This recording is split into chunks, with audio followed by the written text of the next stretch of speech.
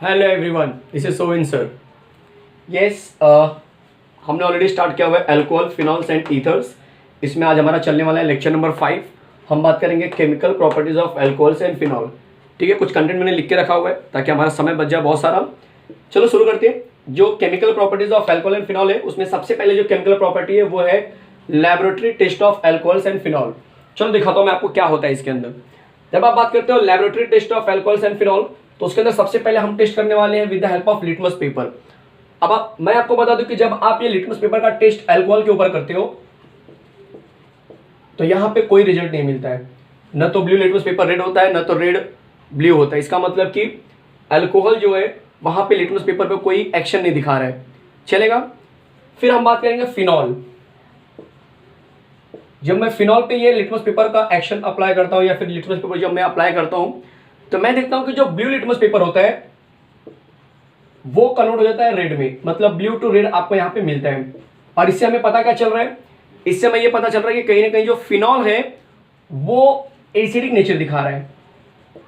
तो एक बात तो हमें समझ में आ गई कि अल्कोहल जो है लिटमस पेपर पर कोई एक्शन नहीं दिखा रहा है, मतलब ये फिलहाल के लिए मैं बोलूंगा ये न्यूट्रल है। ठीक है, तो लिटमस पेपर से हमें क्या पता चलता है कि जो अल्कोहल है वो न्यूट्रल नेचर दिखा रहा है और जो फिनॉल है वो ब्लू टू रेड में कन्वर्ट हुआ है। इसका मतलब वो एसिडिक नेचर दिखा रहा है। तो इस बात का ध्यान रखना आप। With the help of litmus paper हमें दो कंक्लूजन मिल रहे हैं, alcohol is neutral and phenol is acidic in nature. अब बात करेंगे बेस के साथ में, रिएक्शन विद बेसिस। तो आपको मैं बता दूं कि अगर मैं कोई वीक बेस लेता हूं, लाइक NaHCO3 सोडियम बाइकार्बोनेट, ये अपने आप में वीक बेस माना जाता है। तो इस वीक बेस का जो रिएक्शन है R-OH, अगर मैं अल्कोहल के साथ करता हूं तो आंसर होगा यहां पे नो रिएक्शन। मतलब क्योंकि अल्कोहल तो एसिड है नहीं, न्यूट्रल मोड में है, तो वो वीक बेस से रिएक्शन नहीं करेगा, तो नो रिएक्शन यहां पे आएगा अल्कोहल के साथ। और अगर मैं फिनॉल लेता हूं और उसमें ये वीक बेस मिलाता हूं तो भी मुझे रिजल्ट में मिलता है नो रिएक्शन। ऐसा क्यों? इसका मतलब कि ये जो फिनॉल है वो कहीं ना कहीं वीक एसिड होगा। तो एक बात तो इस रिएक्शन से मुझे एक बात और समझ में आ गई कि फिनॉल जो होता है वो स्ट्रॉन्ग एसिड नहीं होता है। लिटमस पेपर ने कंफर्म कर दिया कि वो एसिड होता है, लेकिन स्ट्रॉन्ग है कि वीक है ये हमें सेकेंड रिएक्शन से पता चल जा रहा है कि भाई जो फिनॉल है जब वो सोडियम बाइकार्बोनेट से रिएक्शन करता है तो कोई रिजल्ट नहीं बना रहा है, कुछ रिएक्शन ही नहीं हो रहा है। इसका मतलब कि जो फिनॉल है वो अपने आप में क्या होगा? वो अपने आप में वीक एसिड होने वाला है। तो वीक एसिड किससे रिएक्शन करेंगे? वीक एसिड रिएक्शन करते हैं स्ट्रॉन्ग बेस के साथ में। तो स्ट्रॉन्ग बेस क्या होता है? Sodium hydroxide. इससे रिएक्शन होता है क्या? यस, इससे रिएक्शन होता है। तो आप इसको देखेंगे तो आराम से यहां से देखेंगे, यहां से H, यहां से OH, पानी बाहर जा रहा है और आंसर में कुछ इस तरह से बन जाएगा, जिसको हम बोलते हैं सोडियम फिनॉक्साइड। ऐसा आपने फिनॉल के प्रिपरेशन में भी सीखा था। क्लियर है? AR का मतलब एरोमेटिक रिंग समझना है आपको, बेंजीन रिंग समझना है। क्लियर है? तो इससे हमें क्या पता चल रहा है इस नंबर सेकंड वाले पॉइंट से कि फिनॉल जो होता है वो वीक एसिड होता है और अल्कोहल जो होता है यहाँ पे न्यूट्रल नेचर दिखा रहा है। अब अल्कोहल जो होता है आपको मैं बता दूं कि भले वीक बेस से रिएक्शन नहीं करता है, स्ट्रॉन्ग जो आपका कंटेंट है यहाँ पे सोडियम हाइड्रोक्साइड बेस, स्ट्रॉन्ग जो बेस है NaOH, उससे भी रिएक्शन नहीं करता है, लेकिन जो अल्कोहल है वो एसिडिक नेचर कहीं ना कहीं दिखाता है। और ये हमें पता चलता है जब हम कोई एक्टिव मेटल लेते हैं। तो देख लो यहाँ पे एक और रिएक्शन है अल्कोहल के लिए। तो जब आप अल्कोहल को किसी एक्टिव मेटल के साथ मिलाते हो, लाइक सोडियम के साथ मिला रहे हो, तब अल्कोहल का जो नेचर होता है बिल्कुल वैसा ही नेचर होता है जैसे कि एक एसिड नेचर दिखाता है। दिखाता हूं मैं आपको। अब जैसे मैं सोडियम इसके अंदर मिलाऊंगा क्या होगा? यहां से H2 बाहर चला जाएगा, ये H2 बाहर चला गया। अब H यहाँ पे 2 है, आपने 2 से मल्टीप्लाई किया, जैसे 2 से मल्टीप्लाई करेंगे क्या कंपाउंड बच रहा है? बच रहा है 2RO बच रहा है और ये Na इसकी जगह पे आ जाएगा। NO को भी 2 से मल्टीप्लाई कर दो तो ये इस तरह से रिएक्शन हो जाएगा, मतलब सोडियम अल्कोक्साइड बन गया। क्या बन गया? सोडियम अल्कोक्साइड बन जा रहा है। क्लियर है? देख लो वापस से R-OH दिखाई दे रहा है आपको, R-OH, इसमें मैंने Na मिलाया, एक्टिव मेटल मिला रहा हूं। जैसे मैं एक्टिव मेटल मिलाऊंगा वैसे इसमें से हाइड्रोजन बाहर जाता है और जब हाइड्रोजन बाहर जाएगा तो बनने वाला कंपाउंड सोडियम अल्कोक्साइड बन जाएगा। अब ये हाइड्रोजन का जो डिस्प्लेसमेंट है, मतलब जो हाइड्रोजन बाहर निकल रहा है, ऐसा जनरली आप एसिड के नेचर में देखते हो। इसका मतलब ये रिएक्शन हमें ये कंफर्म कर रहा है कि अल्कोहल जो होता है वो भी कहीं ना कहीं क्या होता है? एक वीक एसिड के फॉर्म में मैं कंसिडर कर सकता हूं। हालांकि अल्कोहल, आपने 2 रिएक्शन किया, वहां पे क्या पता चला आपको कि अल्कोहल जो होता है वो न्यूट्रल मोड में होता है। ठीक है, लेकिन एक्टिव मेटल के केसेस में पता चल रहा है कि अल्कोहल जो होता है ये कहीं ना कहीं वीक एसिड जैसा काम करता है। ठीक है, तो कभी अगर एग्जाम में पूछा गया कि show the reaction which confirms the acidic nature of alcohol, तो आप जनरली ये रिएक्शन दिखाएंगे जो ये बताता है कि अल्कोहल मेरा एसिडिक नेचर का है। क्लियर है सबको, कोई कंफ्यूजन? अब सबसे बड़ा डाउट कि अगर मैं अल्कोहल या फिनॉल जो मैं ले रहा हूं कंटेंट, अगर उसको मैं पानी के साथ मिला दूं, पानी के साथ अगर मैं मिला दूं, मैंने एक्वस सोल्यूशन में जनरली ले रहा हूं, देख लो यहाँ पे, ये जरा मैं रफ करता हूं थोड़ा सा आपके लिए, ठीक है, और इसी के अंदर दोबारा बता रहा हूं आपको एक नया कंटेंट, जरा समझना है आपको हर एक चीज को कि कौन से कंटेंट की मैं बात कर रहा हूं, ध्यान देना जरा।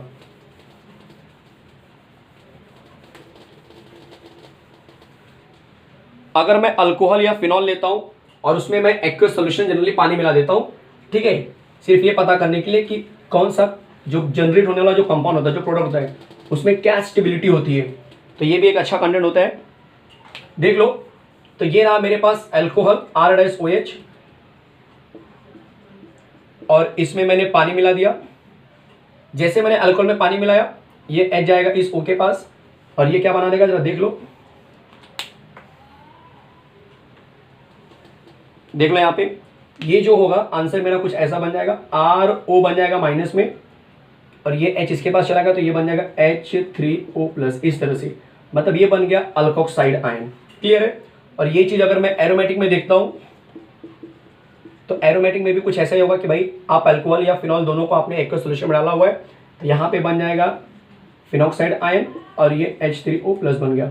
अब आपको मैं बता दूं कि इन दोनों केसेस में ये जनरली एग्जिस्ट नहीं कर रहा है। ये एग्जिस्ट क्यों नहीं करता है, ऐसा रिएक्शन क्यों नहीं हो पाता है? क्योंकि जो अल्कोक्साइड आयन होता है वो सबसे बड़ा अनस्टेबल होता है। वापस से मैं रिपीट कर रहा हूं, अल्कोक्साइड आयन जो होता है ये सबसे बड़ा अनस्टेबल होता है, जबकि एरोमेटिक के साथ बनने वाला जो ऑक्साइड होता है वो स्टेबल होता है। अब ये क्यों स्टेबल होता है, इसको हम बोलते हैं क्योंकि ये रेजोनेंस इफेक्ट दिखाता है, क्योंकि ये रेजोनेंस इफेक्ट दिखाता है। तो अगर कोई कंपाउंड रेजोनेंस दिखाएगा, अगर कोई कंपाउंड रेजोनेंस दिखाता है जहां पे पाई इलेक्ट्रॉन शिफ्ट होते हैं, तब समझ लेना कि वो कंपाउंड अपने आप में सबसे बड़ा स्टेबल होने वाला है, और इसके अंदर कोई रेजोनेंस इफेक्ट नहीं है, इसलिए ये कंपाउंड अपने आप में क्या होगा, अनस्टेबल होगा। यही रीजन है कि जो अल्कोहल होता है वो अपना H रिलीज नहीं करता है। अपना H दिखाई दे रहा है सबको, अल्कोहल ने अपना H रिलीज किया तो ऑक्साइड आयन बन गया, और ये अल्कोक्साइड आयन के केस में अल्कोहल क्या हो रहा है, अनस्टेबल हो रहा है। अगर ये अनस्टेबल होगा, अगर ये अनस्टेबल होता है तो कॉमन सी बात है अल्कोहल ऑक्साइड नहीं बनना चाहेगा। फिनॉल के केस में H बाहर जाने के बाद ये फिनॉक्साइड बन रहा है, और फिनॉक्साइड क्या होता है, वो स्टेबल होता है ड्यू टू रेजोनेंस। इसका मतलब कि जो फिनॉल है वो अपना H रिलीज करना चाहेगा। और इन दोनों पैटर्न से तुम्हें एक चीज और समझ में आ रही है कि अल्कोहल कहीं ना कहीं H रिलीज नहीं करेगा, इसका मतलब ये न्यूट्रल केसेस में रहेगा, ये एसिडिक नेचर नहीं दिखाएगा। और फिनॉल अपना H रिलीज करना चाहता है क्योंकि उसको स्टेबिलिटी मिलती है आगे जाने के बाद, इसका मतलब कि जो फिनॉल होगा वो एसिडिक नेचर हो सकता है। तो ये रिएक्शन में तुम्हारे लिए ये बहुत इंपॉर्टेंट रिएक्शन होता है अपने आप पे बताने के लिए कि भाई अल्कोहल और फिनॉल में कौन एसिडिक है और कौन न्यूट्रल है। क्लियर है सबको? जो H रिलीज करता है आसानी से उसे हम बोलते हैं कि वो एसिडिक नेचर होगा, जो H रिलीज नहीं करेगा उसे हम बोलेंगे ये न्यूट्रल मोड होगा या न्यूट्रल नेचर का होगा। क्लियर है? चलो अब मैं बात करता हूं नंबर 3 वाले रिएक्शन की। नंबर 3 क्या है, कैरेक्टरिस्टिक टेस्ट फॉर फिनॉल। ये बड़ा अच्छा रिएक्शन होता है अपने आप में, ये पता करने के लिए कि जो फिनॉल होता है, जो फिनॉल होता है, अगर आपको चेक करना है कि कंपाउंड में फिनॉल है कि नहीं है तो आप इस मेथड से चेक कर सकते हैं। आपको बता दो ये जो कैरेक्टरिस्टिक टेस्ट होता है ये अल्कोहल नहीं दिखाता है। क्या होता है मैं बता रहा हूं, ये रहा मेरे पास फिनॉल, और फिनॉल में आपको मिलाना होता है फेरिक क्लोराइड। ठीक है, ये फेरिक क्लोराइड मिलाना होता है जहां पे Fe का नेचर 3+ होता है। अब होता क्या है, यहां से H+, यहां से Cl-, HCl बाहर चला गया। अब इसको बैलेंस करना पड़ेगा आपको, क्योंकि यहाँ पे Cl3 है तो आपने यहाँ पे 3 से मल्टीप्लाई किया, H कितना हो गया, H भी 3 हो गया। अब यहाँ पे अगर मैं 3 से मल्टीप्लाई करता हूँ तो मेरे पास जो ओवरऑल रिजल्ट बच रहा है, जब देखते हैं क्या बच रहा है, ARO बचा हुआ है, ARO बचा हुआ है, और Fe बचा है। तो मुझे पता है कि इस H की जगह पे ये Fe आएगा, डिस्प्लेसमेंट रिएक्शन जैसा। Fe का नेचर 3+ है, इसका मतलब ये 3 यहाँ पे आ जाएगा। तो कुछ ऐसा कंपाउंड बन रहा है, इसको हम बोलते हैं फेरिक फिनॉक्साइड। क्या बोलते हैं इसको हम, फेरिक फिनॉक्साइड। फेरिक फिनॉक्साइड, देख लो स्पेलिंग, फेरिक फिनॉक्साइड, जो कि जनरली वॉयलेट कलर का होता है। ठीक है, पर्पल कलर भी आपको कहीं कहीं मिलेगा, ऐसे मिक्सचर जैसा कलर होता है वॉयलेट और पर्पल का। ठीक है, तो इस बात का ध्यान रखना है कि ये जो आपको प्रेसिपिटेट यहाँ पे मिलता है फेरिक फिनॉक्साइड का, ऐसा कंटेंट आपको अल्कोहल नहीं देता है। इसीलिए अल्कोहल और फिनॉल को अगर आपको पता लगाना है या क्लासीफाई करना है या फिर उनका टेस्ट करना है, तो ये जो होता है कैरेक्टरिस्टिक टेस्ट जो होता है बहुत अच्छा होता है ये चेक करने के लिए कि सामने वाला कंपाउंड अल्कोहल है कि फिनॉल है। क्या करेंगे आप, उस पर्टिकुलर कंपाउंड में आप फेरिक क्लोराइड मिला दो, अगर आपको आंसर में फेरिक फिनॉक्साइड मिलता हुआ नजर आएगा, इसका मतलब कि वो जो कंपाउंड है वो मेरा फिनॉल कंपाउंड हो सकता है। क्लियर है? तो ये आपका हो गया नंबर 3 लैबोरेटरी टेस्ट के अंदर। स्टार्टिंग के 2 क्या थे, रिलेटेड टू एसिडिक नेचर थे। ठीक है, स्टार्टिंग के 2 क्या थे, तुम्हें एसिडिक नेचर बताना था अल्कोहल फिनॉल का, और जो नंबर 3 है वो कैरेक्टरिस्टिक टेस्ट है फिनॉल के लिए। अल्कोहल नहीं करता, इस बात का ध्यान रखना, मैं बार बार रिपीट कर रहा हूं, ये टेस्ट अल्कोहल नहीं देता है। अब आते हैं नंबर 4 की तरफ। नंबर 4 क्या है, डिस्टिंग्विश टेस्ट फॉर अल्कोहल्स। मतलब अगर मेरे पास अल्कोहल्स हैं, प्राइमरी है, सेकेंडरी है, टर्शरी है, तो किस अल्कोहल का नेचर कैसा होता है ये मुझे पता लगाना होता है। चलेगा, मैं आपको दिखाता हूं कैसे। बहुत सिंपल होता है। अगर मैं बात करूं प्राइमरी, सेकेंडरी, टर्शरी अल्कोहल की, चलो ये रहा मेरे पास प्राइमरी अल्कोहल, ये रहा मेरे पास सेकेंडरी अल्कोहल, और ये रहा मेरे पास टर्शरी अल्कोहल। तो आपको मैं बता दूं कि जो प्राइमरी, सेकेंडरी, टर्शरी होता है बहुत सिंपल है बच्चे, ध्यान से देखो जरा।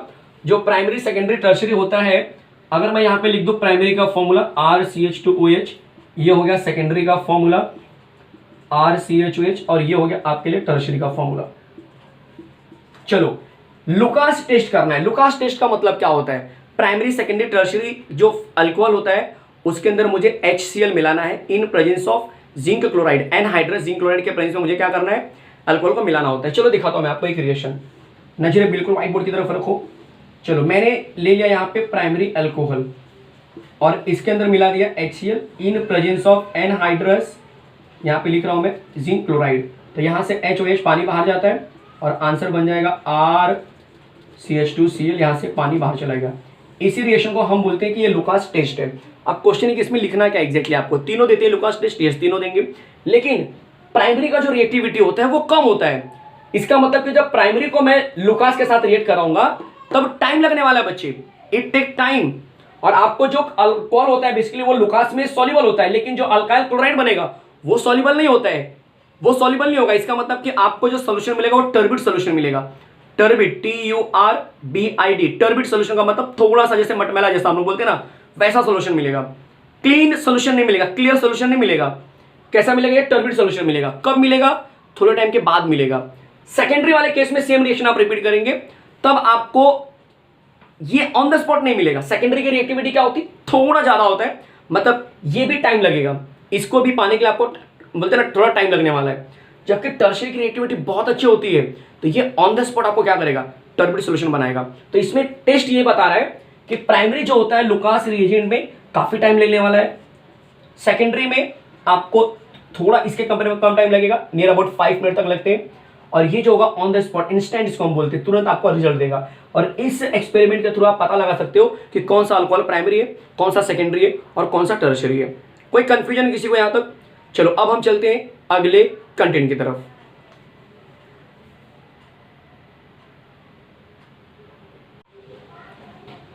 चलो शुरू करते हैं। सबसे पहले मैं बात करने वाला हूं कि एसिडिक स्ट्रेंथ, अगर आपको कुछ कंपाउंड दिया जाए अल्कोहल के टर्म में या फिनॉल के टर्म में, तो आप कैसे पहचानेंगे कि कौन सा ज्यादा एसिडिक है, कौन सा कम एसिडिक है। ये तो पता चल गया कि अल्कोहल भी जनरली कहीं ना कहीं एक्टिव मेटल के साथ में रिएक्शन करके हमें दिखाता है कि वो एसिडिक होता है।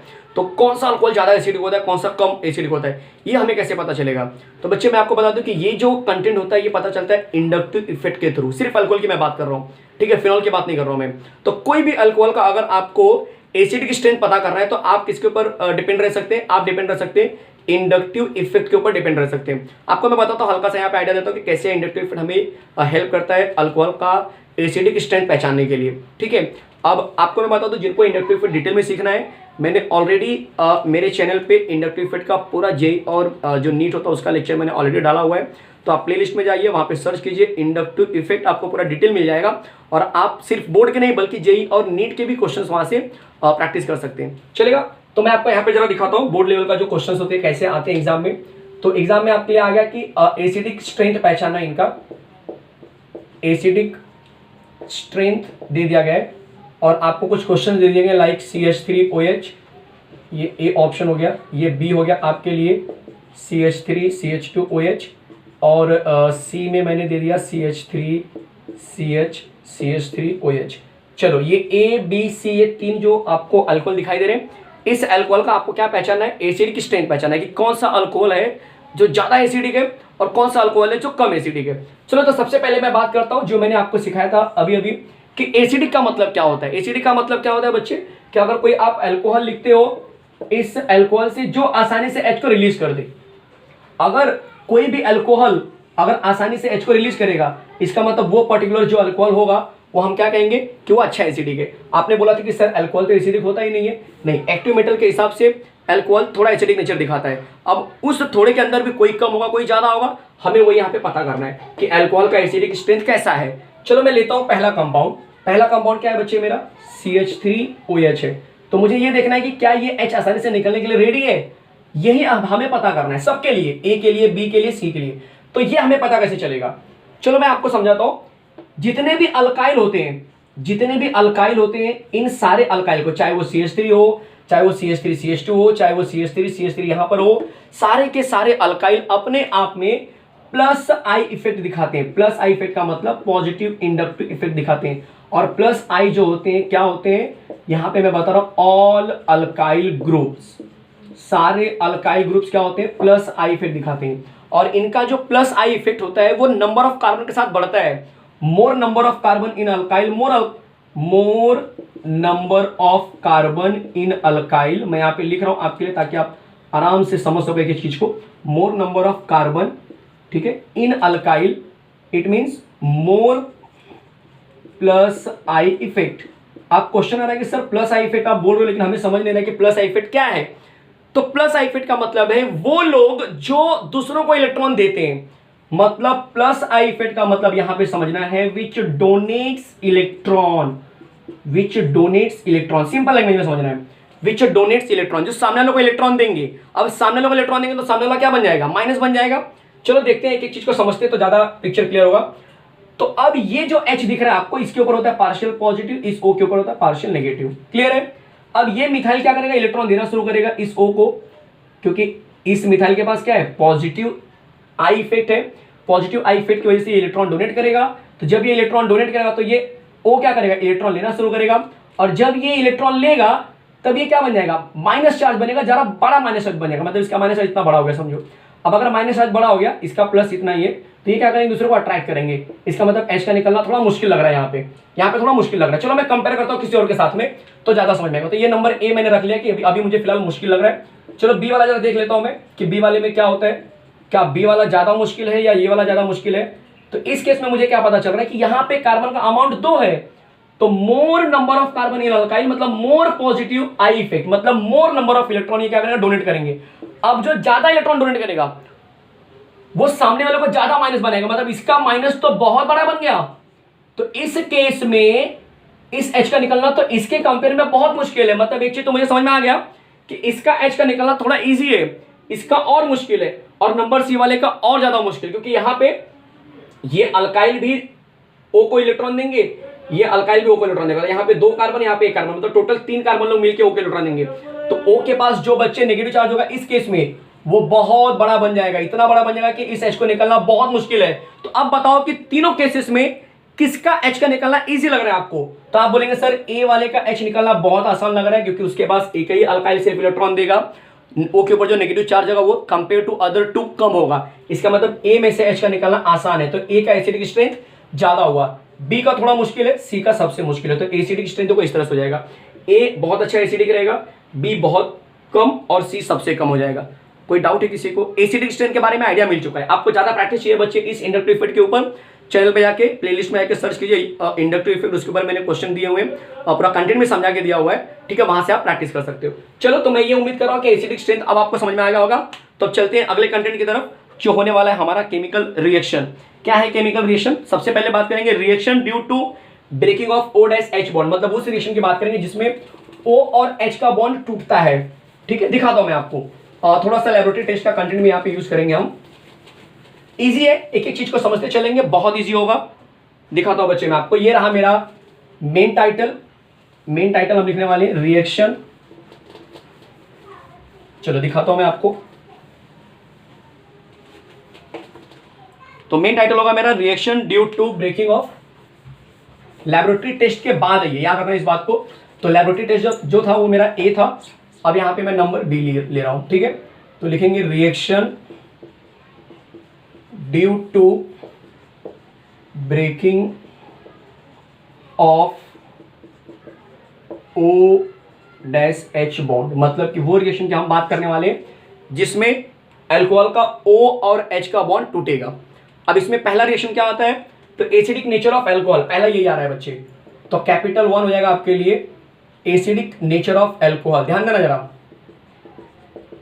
एसिडिक नेचर चलेगा, acidic nature of alcohol and phenol, acidic nature of alcohol and phenol. सबसे पहले हम क्या करेंगे, हम उसी रिएक्शन की बात करेंगे जिसका एसिडिक नेचर बेसिकली हम यहाँ पे देखने वाले हैं।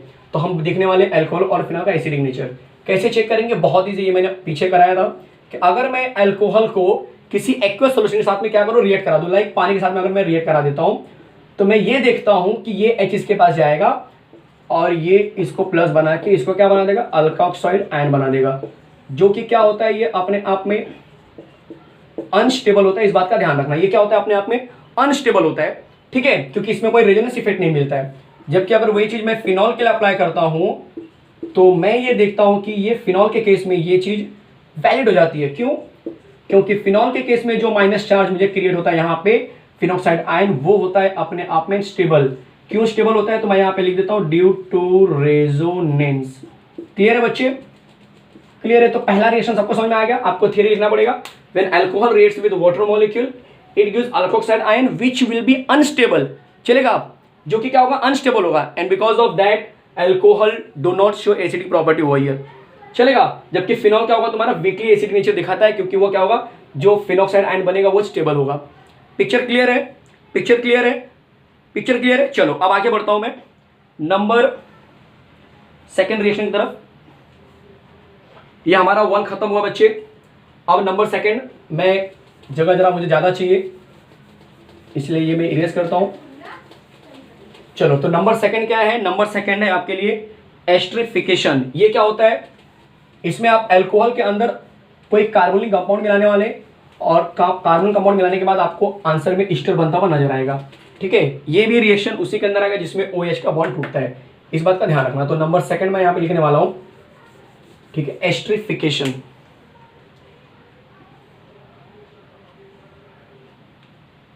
जरा मैं अच्छे से बोर्ड क्लीन कर देता हूं।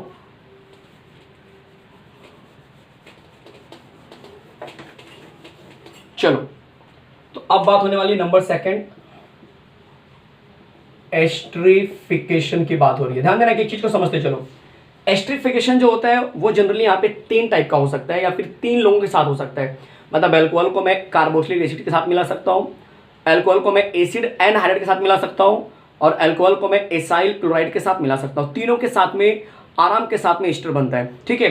तो यहाँ पे मैं जो सेकंड दिख रहा है बच्चे, इस सेकंड के अंदर अब मैं स्टार मार्क करके लिख रहा हूँ ताकि आपको कंफ्यूजन होने पाए कि भाई कौन सा टाइटल चल रहा है। तो एस्टरिफिकेशन मैं यहाँ पे लिख रहा हूँ by using carboxylic acid, by using carboxylic acid. ध्यान देना एक चीज को, किसी ने पूछा कि सर एस्टरिफिकेशन का डेफिनेशन क्या होगा, तो मैं आपको बता रहा हूँ। एस्टरिफिकेशन का शॉर्ट नोट करके क्वेश्चन आ सकता है, right A short note on esterification. Answer कैसे लिखेंगे, व्हेन अल्कोहल, क्योंकि ये किसके साथ में होता है, अल्कोहल फिनॉल दोनों के साथ में होता है, चलेगा। तो व्हेन अल्कोहल और phenol reacted with carboxylic acid और एसिड एनहाइड्राइड और एसाइल क्लोराइड, तीनों साथ में चलेगा, चलेगा, then it gives corresponding ester and this reaction is known as esterification. बाद में नीचे दोनों का जनरल एग्जांपल लिखा, तो जनरल पार्ट लिखा के आप रिएक्शन कर सकते हो। चलो मैं आपको दिखाता हूँ बाय यूजिंग कार्बोक्सिलिक एसिड कैसे होगा। अगर मैं ये अल्कोहल के साथ करूंगा तो देखो कैसे होने वाला है। ये रहा अल्कोहल, अल्कोहल का ROH लिया, ध्यान देना कि चीज को समझते चलो, और कार्बोक्सिलिक एसिड का मैंने लिया है R' डबल बॉन्ड OH। ये अपने आप में रिवर्सिबल होता है और H+ के प्रेजेंस में होता है, मतलब एसिड के प्रेजेंस में होता है। अब कौन सा बॉन्ड टूटने वाला बच्चे, अल्कोहल का O' बॉन्ड टूटेगा, मतलब यहां से बॉन्ड टूटेगा और यहां से OH क्या बन गया, वाटर मॉलिक्यूल बाहर जाएगा इस प्रोसेस में।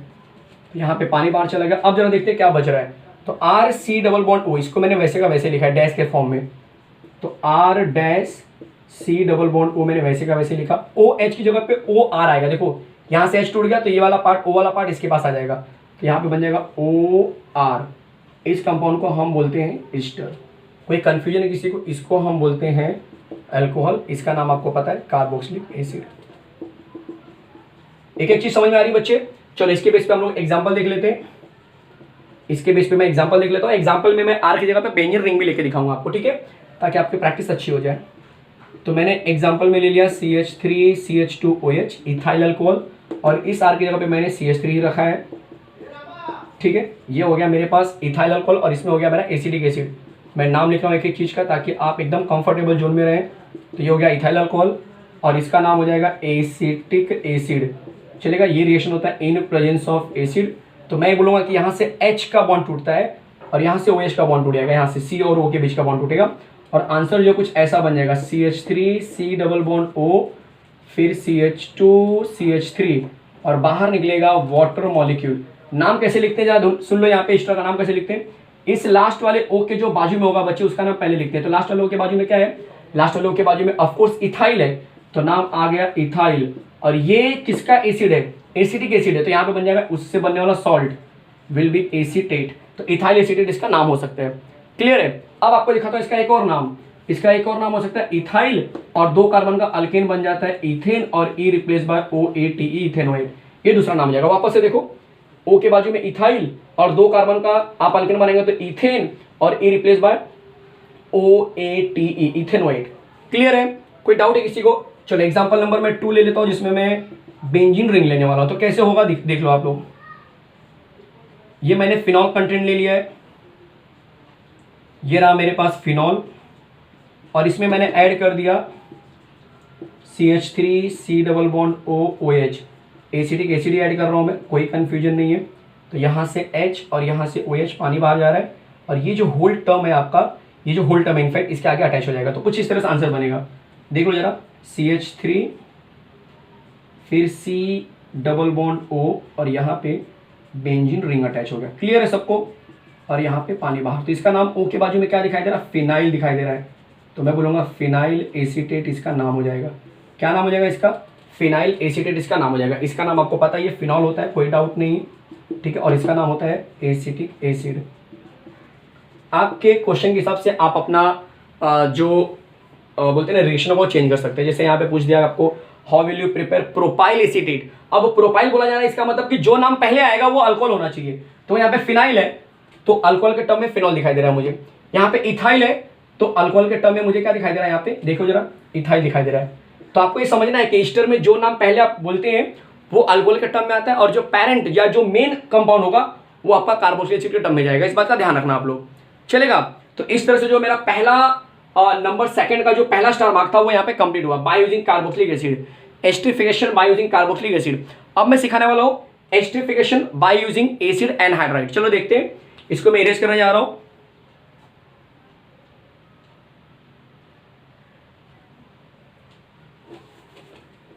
ये एस्टरिफिकेशन का ही पार्ट है, कंफ्यूजन नहीं होना चाहिए बिल्कुल भी।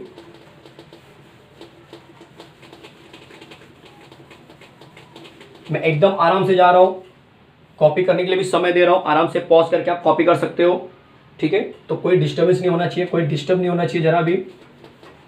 एक एक चीज को आप देखो और इसको समझो और अपने माइंड में सेट करो। चलो अब बढ़ते हैं नेक्स्ट स्टार मार्क की तरफ, जो होने वाला है हमारे लिए एसिड एनहाइड्राइड, ठीक है। एक मिनट रुक जाओ जरा, चलो स्टार्ट करते हैं। एसिड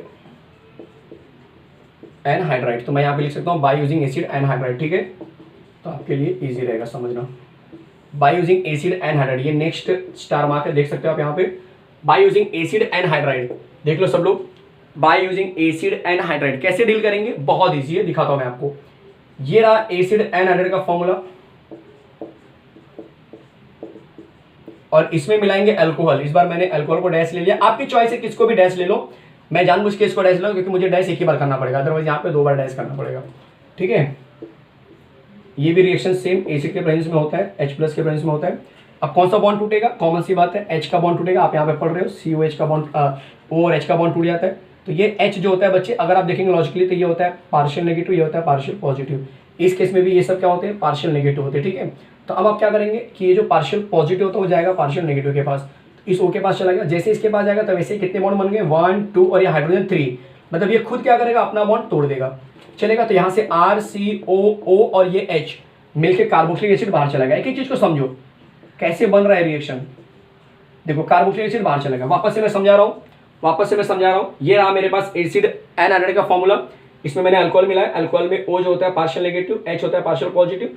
एग्जाम में सब लिखने की जरूरत नहीं है तुम्हें, ठीक है, यहाँ पे मैं समझाने के लिए बता रहा हूँ। एग्जाम पर्पज की अगर मैं बात करूँ तो सब लिखते नहीं हम, ठीक है। अब ये पार्शियल पॉजिटिव होगा वो किसी पार्शियल नेगेटिव के पास जाएगा, तो ये जो H रहेगा वो इस O के पास जाएगा। अब इस O के पास कितने बॉन्ड हो गए टोटल, एक यहाँ पे और एक H का भी आ गया, तो टोटल 3 बॉन्ड हो गए।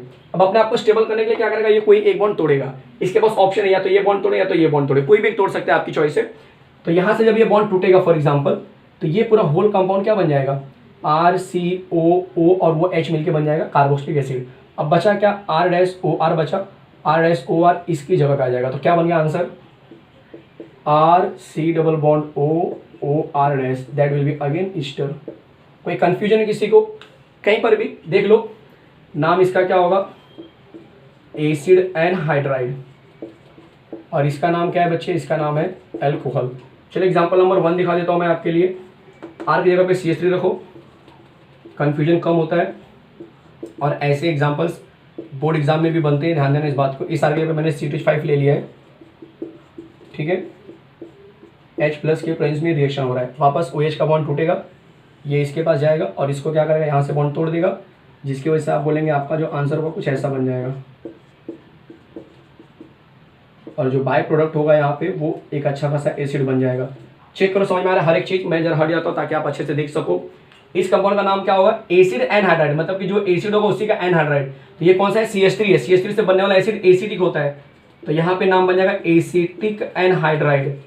चलेगा, एसिटिक का आयुपैक क्या होता है, इथेनॉइक, तो यहाँ पे इसका आयुपैक भी इसी पैटर्न में आएगा, इथेनॉइक एनहाइड्राइड। क्लियर है। चलेगा, जैसा एसिड नेचर दिखाएगा वैसा ही एनहाइड्राइड का नेचर भी बनेगा, सिंपल एकदम। इसका नाम तो आपको पता ही है, इथाइल अल्कोहल, कोई डाउट नहीं होना चाहिए। और लास्ट वाले कंपाउंड का नाम ओके जो बाजू में होगा पहले उसका नाम लिखते हैं, तो यहाँ पे नाम आ गया इथाइल, और 2 कार्बन का अल्केन इथेन, और E replace by OAT ethanoate, या फिर आप कॉमन नेम लिख सकते हैं इथाइल। एसिटिक एसिड से बन जाता है एसीटेट सॉल्ट, तो इस तरह से ये आंसर बनेगा। लास्ट वाले का नाम एसिटिक एसिड। क्लियर है। एग्जाम्पल नंबर 1 में कोई डाउट है किसी को, एग्जाम्पल नंबर 2 भी आप ले सकते हो, सेम पैटर्न से, आपकी चॉइस है जैसा आपको लेना है, ठीक है। इसके ऊपर मैंने फिनॉल ले लिया है। चलेगा, दिखा देता हूँ मैं आपको कैसे होता है रिएक्शन। इसकी जगह पे मैंने फिनॉल ले लिया, पैटर्न में कोई चेंजेस नहीं होने वाला है। यहाँ से H ये इसके पास जाएगा, यहाँ से बॉन्ड टूट के निकल गया, बन जाएगा एसिटिक एसिड, बाहर चला गया, और जो आपका फाइनल आंसर होगा कुछ ऐसा बन जाएगा। देख लो, कहीं पे डाउट है तो बोलो मुझे कमेंट बॉक्स में।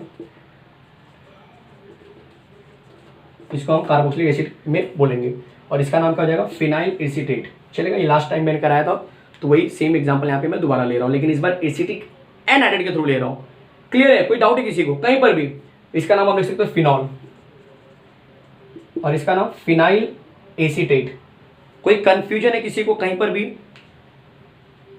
चलो मैं जरा हट जाता हूं ताकि आप अच्छे से इसको पॉज करके अच्छे से नोट्स में एंट्री कर सको। अब चल रहा है आज का लास्ट रिएक्शन, बी का 3rd स्टार मार्क कर सकते हो आप लोग, ठीक है, बाय यूजिंग एसाइल क्लोराइड। दिखाता हूं कैसे होता है रिएक्शन, बहुत ईजी है, ठीक है। माइनर चेंजेस है इसके अंदर रिएक्शन में, बाकी सारी चीजें वैसे के वैसे रहेंगी। चलो समझाता हूं क्या चेंजेस है, कैसे डील करेंगे इसके साथ में।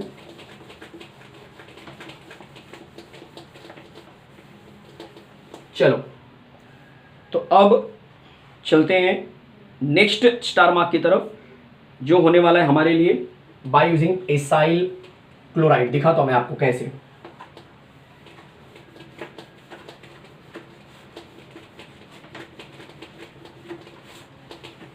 ध्यान दे बच्चे, नेक्स्ट स्टार मार्क होगा आपके लिए बाय यूजिंग एसाइल क्लोराइड। याद रखना, इसमें जो होता है कंडीशन में आप क्या लेंगे वो सबसे इंपॉर्टेंट होने वाला आपके लिए। मैं आपको दिखा दूं, ये रहा मेरे पास अल्कोहल, और इसमें मैंने मिला दिया एसाइल क्लोराइड। सबको दिखाई दे रहा है। अब यहां से OH का बॉन्ड टूटेगा, तो ये H का बॉन्ड और यहां से Cl का बॉन्ड, क्योंकि H क्या होता है प्लस होता है, Cl पार्शियल माइनस होता है, तो ये दोनों आपस में बॉन्ड बनेंगे और क्या बन जाएगा, HCl बन जाएगा, जो कि एक स्ट्रॉन्ग एसिड होता है। अब इस स्ट्रॉन्ग एसिड को न्यूट्रलाइज करने के लिए मुझे कंडीशन में डालना पड़ेगा पायरिडीन, जो कि एक अच्छा बेस होता है। चलेगा। तो इस बात का आपको ध्यान रखना है। यहाँ पे सबसे इंपॉर्टेंट चीज आपके लिए कैटलिस्ट इंपॉर्टेंट चीज, क्योंकि आप क्या करते हो एस्टरीफिकेशन के सारे पैटर्न में एसिड यूज करते हैं, चलो इसके अंदर भी एसिड लगा देंगे, बच्चे मार्क्स जाएंगे एग्जाम में। H पार्शियल पॉजिटिव, Cl यहाँ पे पार्शियल नेगेटिव, तो व्हाट हैपन H और Cl बॉन्ड बनाएंगे, HCl बन जाएगा। HCl एक अच्छा एसिड होता है, तो एसिडिटी कम करने के लिए, न्यूट्रलाइज करने के लिए, इस पूरे HCl का एसिडिटी कम करने के लिए मैंने कंडीशन में डाल दिया पायरिडीन। तो ये पायरिडीन क्या करता है, पायरिडीन जो होता है जो HCl प्रोडक्ट में बनता है उसको, उसका जो नेचर उसको क्या करेगा, न्यूट्रलाइज कर देगा। चलेगा, क्योंकि पायरिडीन एक अच्छा बेस होता है। अब क्या बचा, R-O बचा और यहाँ पे RC डबल बॉन्ड बचा। RC डबल बॉन्ड O के आगे ये OR- आपका आ जाएगा। तो ये आंसर क्या बन गया आपके लिए, ये बन जाएगा ईस्टर। कोई डाउट है, ये हो गया आपके लिए अल्कोहल और इसका नाम होता है एसाइल क्लोराइड। चलेगा। एग्जाम्पल नंबर 1 मैं एक ही एग्जाम्पल दिखाऊंगा यहाँ पे कि आप चीज़ें समझने लगे हैं, तो कोई इतना कन्फ्यूजन नहीं होना चाहिए कि ये सब कैसे हो रहा है। आर की जगह पे मैंने यहाँ पे ले लिया CH3 C double bond OCl और कंडीशन पे लेंगे पायरिडीन और इसको मैंने स्ट्रांगली हीट कर दिया। यहाँ से H, यहाँ से Cl, HCl बाहर, और जो मेरा फाइनल आंसर होगा वो कुछ ऐसा बन जाएगा CH3 C double bond O, फिर यहाँ पे आ जाएगा CH2 CH3 और बाहर जाएगा HCl। देख लो आप लोग, CH3 C double bond O और इसके आगे ये O C2H5 बोल सकते हो, वैसे का वैसे अटैच हो जाएगा। O के जो बाजू में उसका नाम पहले लिखते हैं, तो नाम आ गया इथाइल और 2 कार्बन से बन जाएगा एसीटेट, क्योंकि ये एसाइल से बना हुआ है। एसाइल में इसका नाम क्या होता है मैं आपको बताऊँ, तो इसका नाम होता है एसीटाइल क्लोराइड। इसको नहीं पता उनके लिए बता रहा हूँ, एसीटाइल क्लोराइड। इसका एक और नाम होता है आईयूपीएक के टर्म में, 2 कार्बन से बन जाते हैं इथेन और ई रिप्लेस बाय OIL करते हैं। क्लियर है, तो इथेनॉइल क्लोराइड इसका एक और नाम हो सकता है। मैं आराम से जा रहा हूँ, कोई टेंशन मत लेना, वापस से रिपीट कर रहा हूँ। CH3 C double bond OCl को हम बोलते हैं एसिटाइल क्लोराइड, और इस एसाइल वाले पैटर्न का जो आईयूपीएक होगा वो होता है 2 कार्बन का अल्केन इथेन और E replace by OYL ethanoyl chloride. चलेगा, इसका नाम आपको पता है इथेनॉल बोलते हैं या फिर इथाइल अल्कोहल बोलते हैं, जो आपको इजी होगा वो लिख लेना। कोई डाउट है किसी को कहीं पर भी, एक बार चेक कर लो एस्टरीफिकेशन में क्या क्या उन्होंने सीखा। एस्टरीफिकेशन में 3 रिएक्शन आए थे, पहला आया था कार्बोक्सिलिक एसिड, फिर आया था एसिड एनहाइड्राइड और तीसरा आया बच्चे एसाइल क्लोराइड। तो इसी के साथ ये जो एस्टरीफिकेशन था वो मैंने यहाँ पे खत्म किया। चलेगा, तो मैं ये एक्सपेक्ट कर रहा हूँ कि जो भी ये वीडियो देख रहे हैं, जो भी ये चैनल को देख रहे हैं, प्लीज इसको जल्दी से सब्सक्राइब कर लीजिए, क्योंकि बच्चे ये आपका ही चैनल है all about physics and chemistry. इसको लाइक शेयर और सब्सक्राइब करते रहिए। थैंक यू वेरी मच, मिलते हैं नेक्स्ट लेक्चर में। Enjoy your day.